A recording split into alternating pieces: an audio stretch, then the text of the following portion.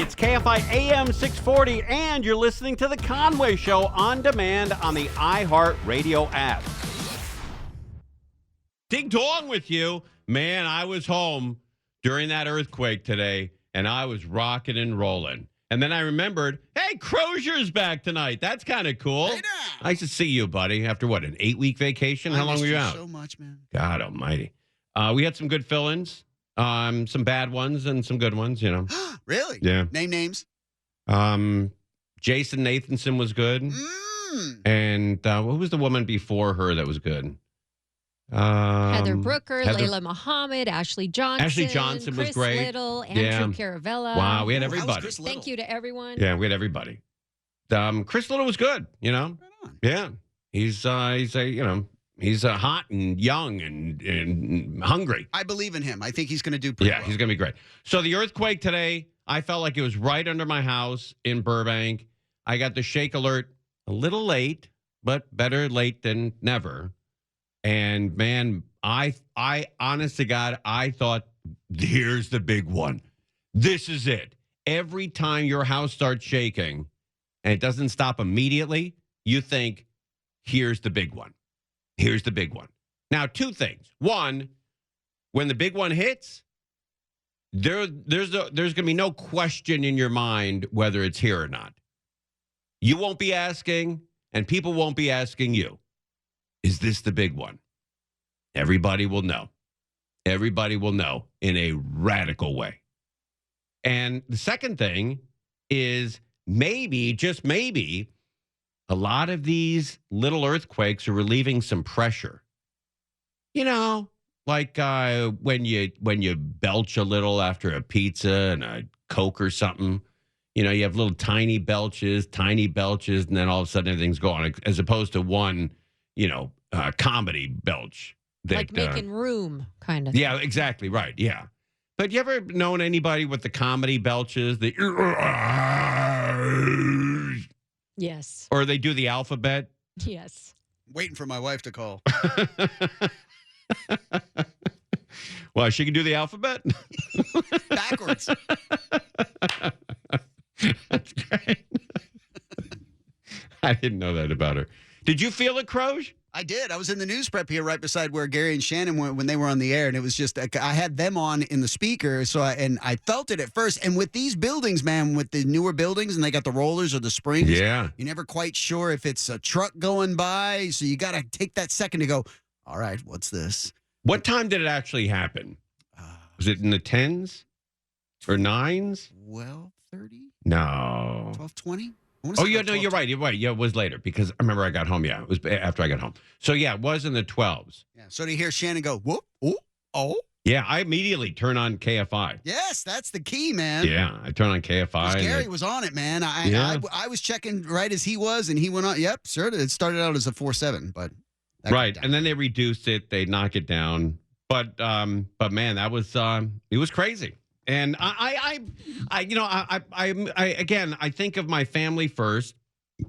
You know, how's my wife? How's my daughter? And then I think of my brothers and sisters because I got a sister who doesn't like the earthquakes. And my brothers, one lives in San Diego, so I sort of check in with him without checking in, so I don't sound like a coward. I'm like, hey, what's going on in San Diego? And he's like, oh, you're checking in to see if I'm okay. Oh, okay. But it was, look, when these small ones hit right under your house, and I think, South Pasadena is under Burbank. I mean, I think that's the same area. Pretty dang close. It hits hard. And it was like the western part of Pasadena, too. Yeah, that's right. Yeah, and man, I don't like it. I don't like it one bit. And then so after I think of my family, I think of Deborah Mark. And is she okay? Is she doing okay? And she made it. She made it. They went to her when I was listening, and they said, Deborah, did you feel it in there? And it was done at that point. And she's like, hang on, it's still going. All right, let's talk a little about the earthquakes. Everyone's talking quakes, and you know what? It's because we've had a lot of them. And it seems like a lot, but you don't know what to do. You don't know whether to get earthquake insurance. You don't know whether to get the shake map. You don't know whether to move to, Ireland when something like this happens. You don't know. You don't know. And everybody starts to panic. So a 4.4 magnitude earthquake, Highland Park, everybody, big dog.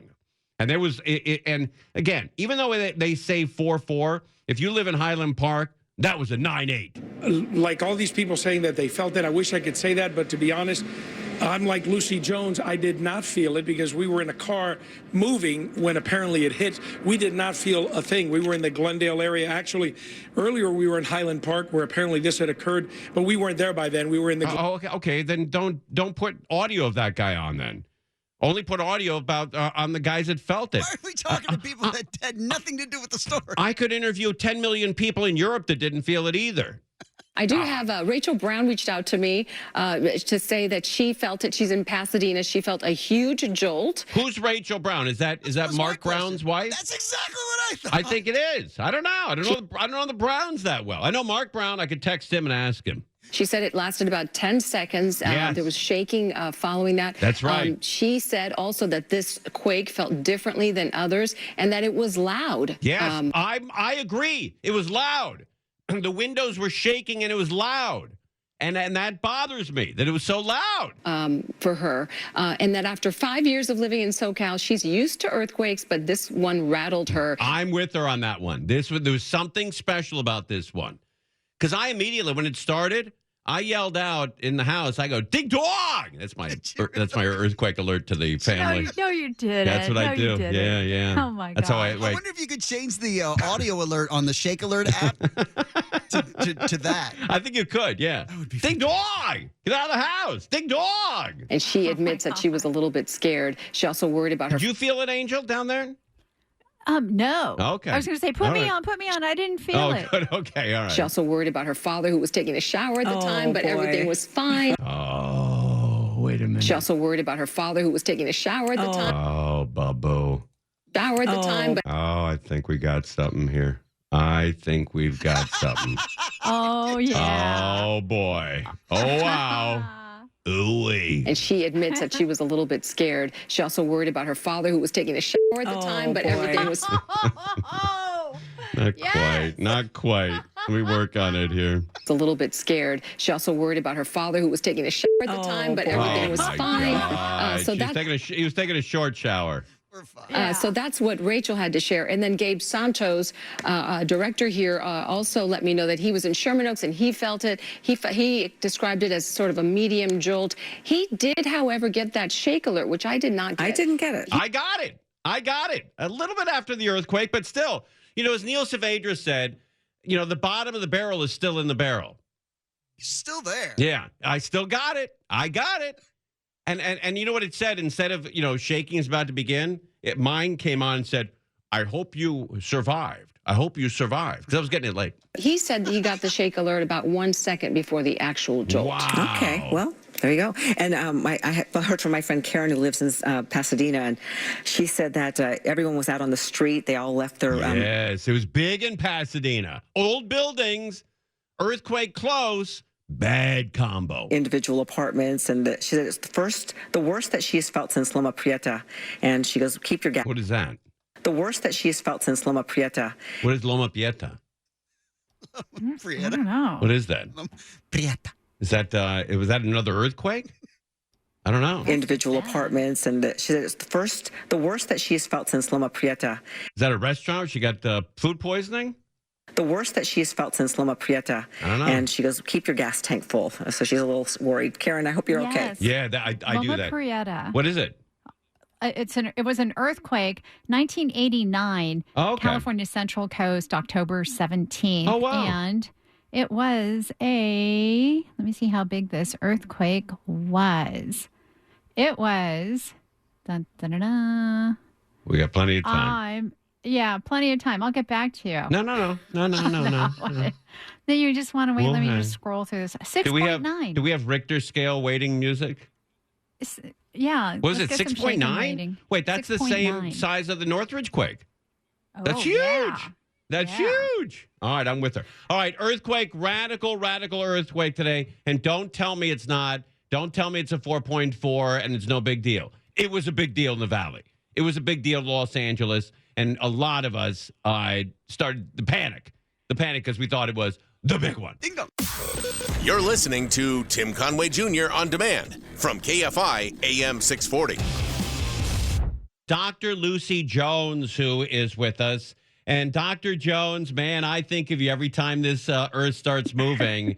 And I don't know what it is. I don't know what we've had so many lately, but I thought this was a big deal, this one. You were probably quite a bit closer to it than most of the others, and therefore it felt strong.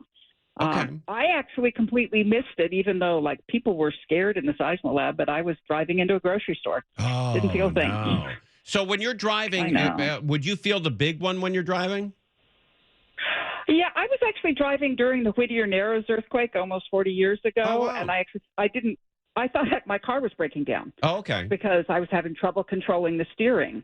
And it only was when I realized that the light poles were moving as well that I realized it was an earthquake and not me. You know, I was in Seal Beach for an earthquake. It happened like at 9 or 10 o'clock at night. And I was outside and I could see the palm trees swaying. And what people don't understand, I mean, you do and I do because we're both earthquake specialists, but the whole Earth is moving. I mean, it's going back and forth. Everything is moving. And it's just you're being carried along. And in fact, sometimes, you know, the whole, if you get really long period motion, you could like your whole house is being carried along and it's just like a little boat on a big ocean wave.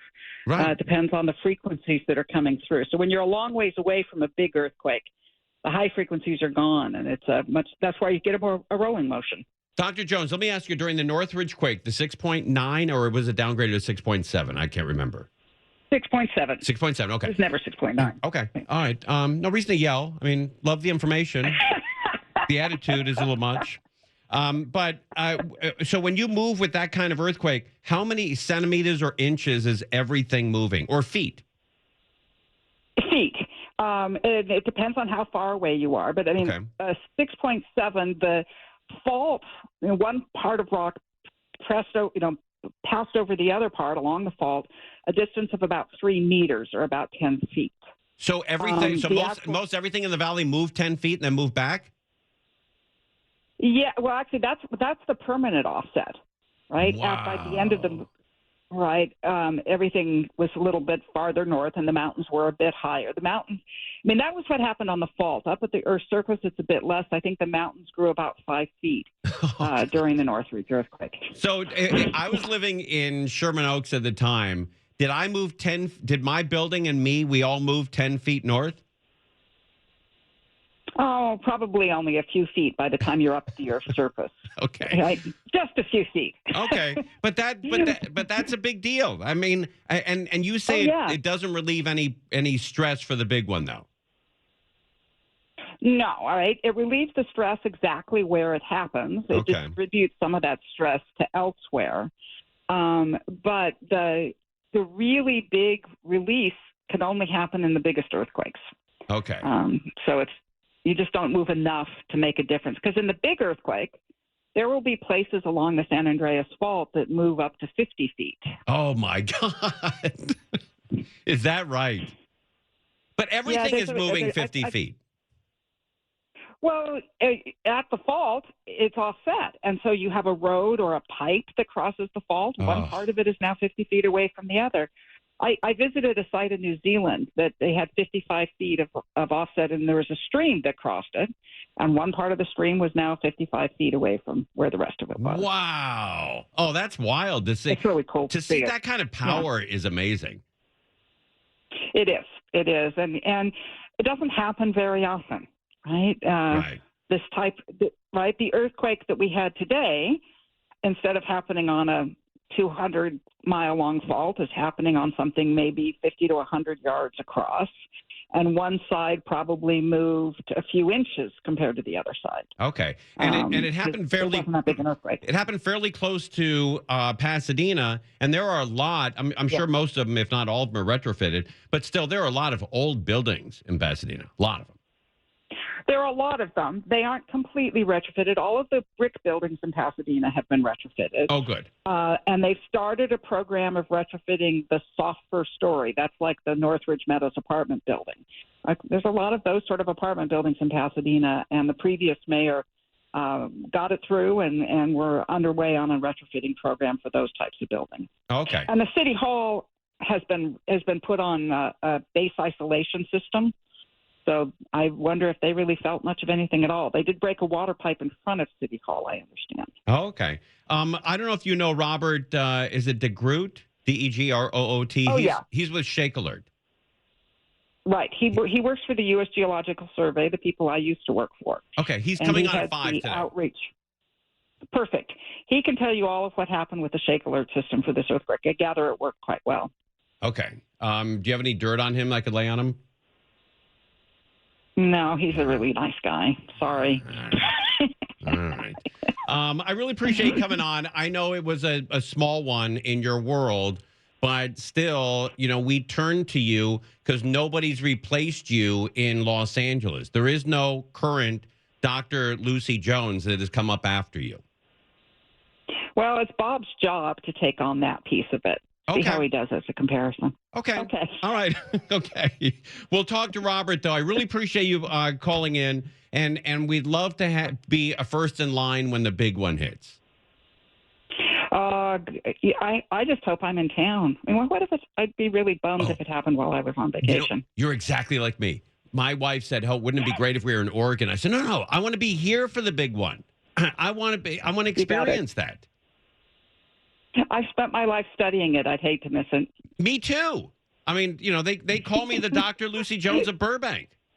So And there we know. There we go. It's a huge compliment. Thank you for calling. I really appreciate it.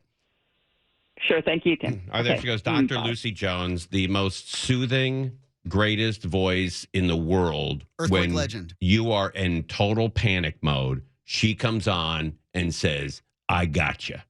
I got you." All right, so her predecessor, I mean, her I guess, new guy is Robert DeGroot, and he's coming on at 5 o'clock with Shake Alert, and we'll find out what's going on with that guy, right? And how the Shake Alert operates, and if you should get it, and are there several of them, and how do they? Oh, it's going to be great. I can't wait. You're listening to Tim Conway Jr. on demand from KFI AM 640. It is the Conway Show. All right, ding dong. We've got 2 astronauts that went up to the space station, and they got screwed. They went to the space station. They're supposed to be back in 8 days. Now they may not be back until February. They wound up in a Boeing spacecraft, and I don't know what's going on with Boeing, but the planes are falling apart.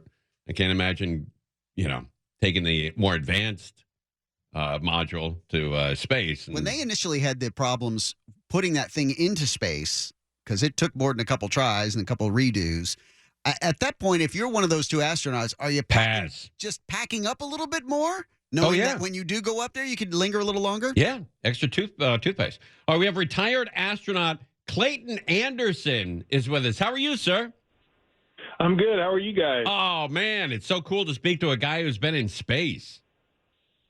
Yeah, we just did it on a lot in Hollywood. It's no big deal. oh, like the moon landing. Uh-oh. Yeah, pretty much. Uh-huh. By the way, and again, you don't have to answer this or not, but is there anybody at NASA that thinks we faked the moon landing? No. That's too many people that you'd have to swear to secrecy, and nobody in America can keep a secret like that. Okay. By the way, very well said, sir. You know what I mean? Yeah. Amen. Okay. All right. Okay. All right. We see each other. I know what's going on. So these guys that went up, Butch and Suni, is that right?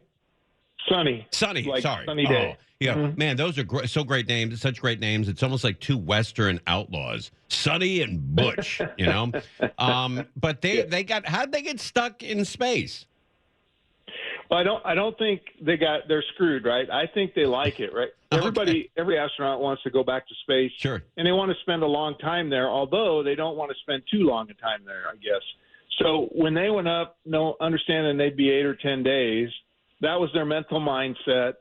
Then when things needed to be tested and checked out, and they said they had to stay a little longer, they were happy as oh wow, as kids on Christmas, right? Because being in that environment and living and playing up there and working and having a good time is quite an experience. And I know Suni feels that way. She doesn't have any kids. She and her husband have a solid relationship, so he's doing his thing, she's doing her thing. Butch has a family, but his kids are in college, and he's very mission oriented, right? So they're test pilots, and they know that they're up there to do a mission test. So for them to understand that they have to be there a little longer, I don't think that's a big deal. Now, with the 8-month thing, that might be a little bit of a different shift, but if they have to do it, their minds will shift just fine. And again, Clayton Anderson's with us, retired astronaut. What's the longest amount of time you spent in space? 152 days. Wow. The first time, and then I went back for a 15-day trip the second time. So. And how soon when you get home, after 150, 2 days, and you're sitting on the couch, you're exhausted, you're about 4 inches taller than when you left. And how soon does your wife go, okay, look, you've been gone for 5 months. Here's a list. You got to start banging this stuff out. Well, I didn't get a list. I got she basically said, when can you go back? Oh, that's great. That's my type of woman. Hey, but you do get taller in space. Is that right, or shorter? Yes, you get taller a little bit because you don't have gravity pulling on you. But as soon as you hit 0 or 1G back on Earth, you go back to normal. So I was probably 1.5 inches taller. Okay. And are there days when you're in space where you can just sleep in and watch TV?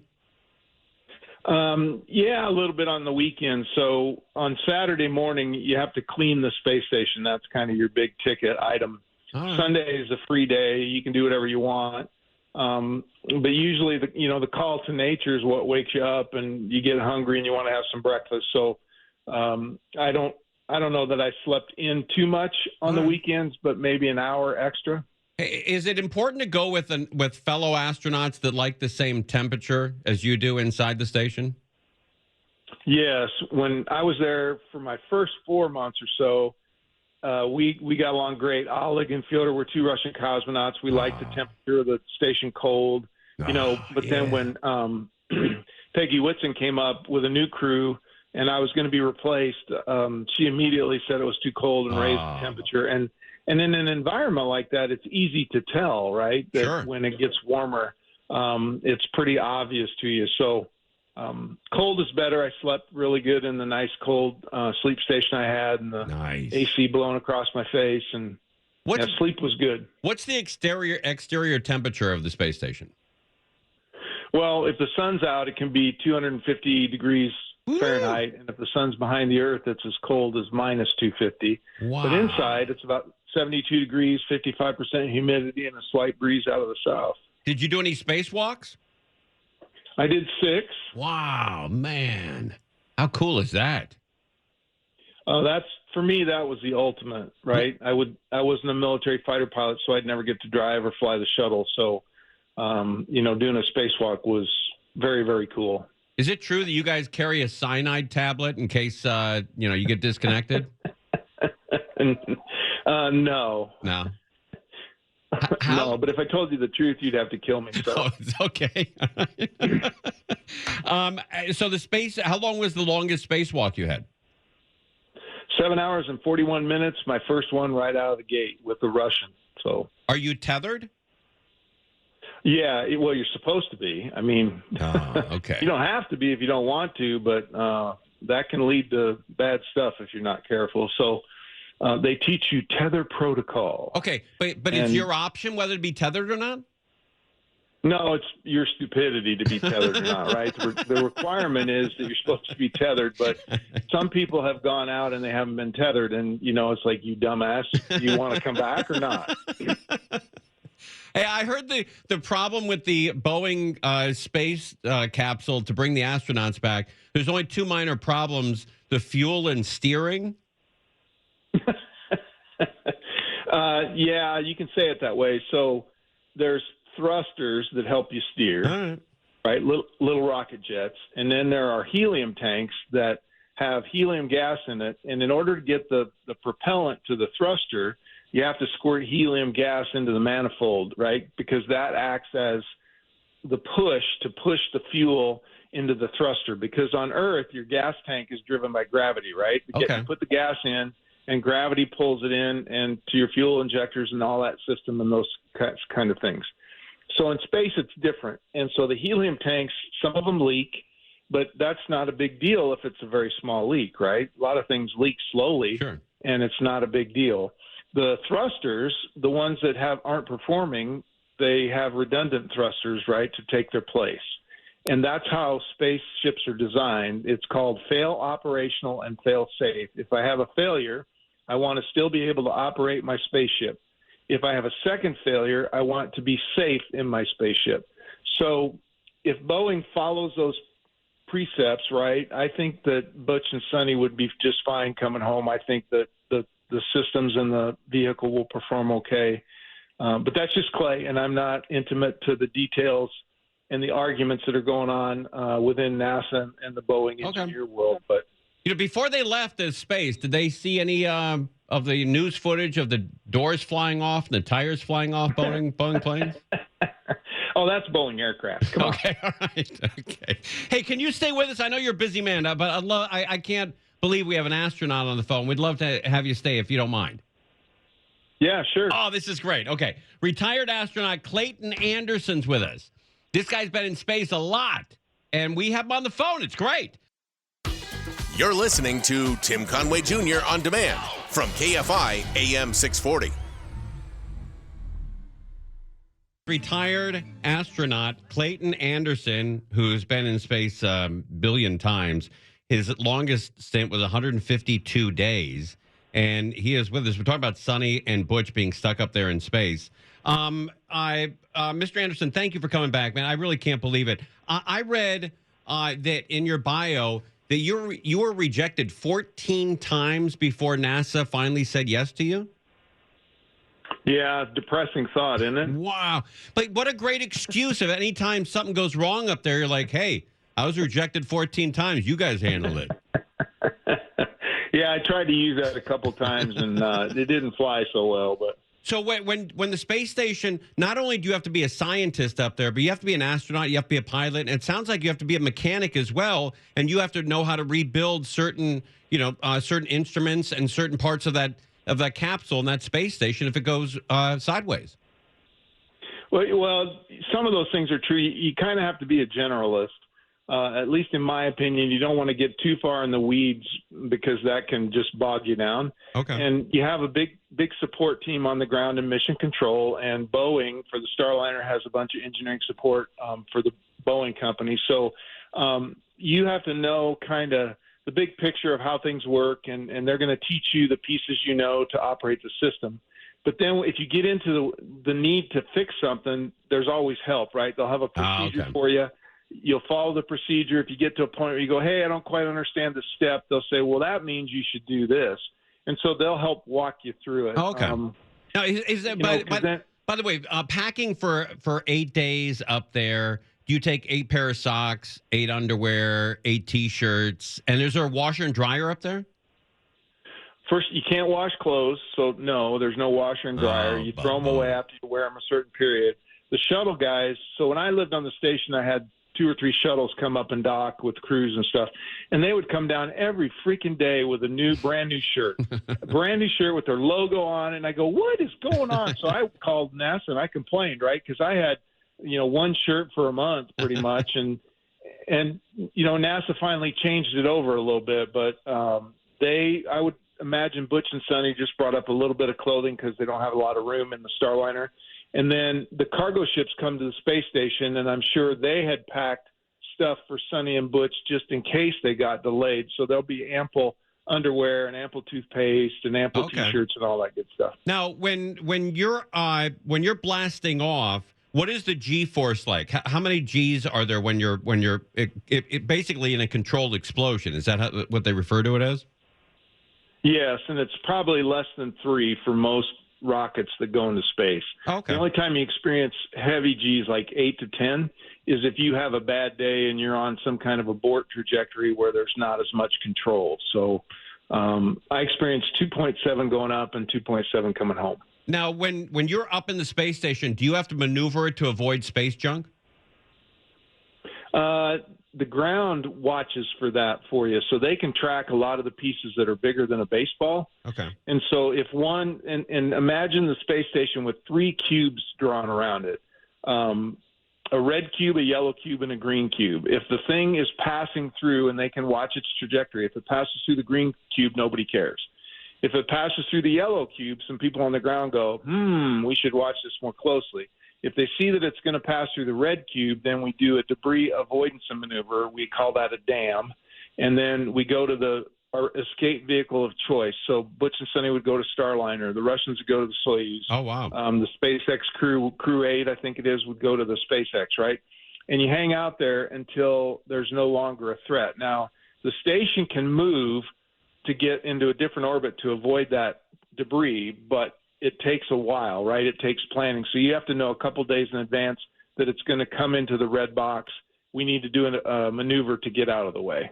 And it's something as little as a tiny bolt could really do a lot of damage to that space station. Yeah, because everything's traveling, 17,500 miles per hour Wow. or more. So, but, it's relative. If I'm on the station on a spacewalk, I'm going around the Earth at the same rate the station is. So the relative velocity between me and the station is really, really low, right? That's why I can crawl around. So if I lose something, a little tool, the velocity of that tool is going to be closer to my velocity or the space station's velocity. Okay. But if some other object that's screaming through space is out there, whether it be a micrometeoroid or a bolt from another explosion from a satellite higher up or something, it could be traveling a lot faster. Wow. I would love to have you come back and go out and buy your book. You're the only astronaut ever from the state of Nebraska. Is that true? That is a true statement, and probably after my 152 days of space, that probably answers the question why. What a brag, though. The book is called The Ordinary Spaceman. The Ordinary Spaceman. It's out there right now. We'd love to have you back. I could literally talk to you for 10 hours, and anytime you're in Los Angeles, we'd love to have you in, or if we could just talk to you maybe sometime in the next couple of weeks, I'd love to have you back. Absolutely. You know how to reach me. Oh, you're the best. All right, thank you. Retired astronaut Clayton Anderson. Go buy his book, The Ordinary Spaceman. This guy's from Nebraska, the only astronaut ever from Nebraska, and he's rejected 14 times. He's one of us, right? Kind of like a goofy guy going, yeah, I'll be an astronaut. Rejection after rejection after rejection after rejection. They finally said, oh, Christ, just put him up there. And he became an astronaut. Don't tether him. That's great inspiration for people. So if you've tried something over and over and over, go buy this book, The Ordinary Spaceman. The author of The Ordinary Spaceman is retired astronaut Clayton Anderson. When we come back, we're going to talk about the shake map.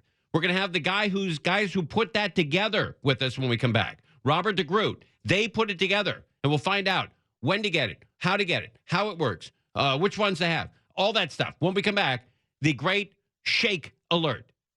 When we come back, we're live on KFI AM 640. Conway Show on demand on the iHeartRadio app. Now, you can always hear us live on KFI AM 640, 4 to 7 p.m. Monday through Friday, and anytime on demand on the iHeartRadio app.